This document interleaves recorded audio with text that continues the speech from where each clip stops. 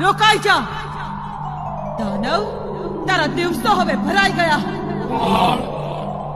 કોણ છે તું?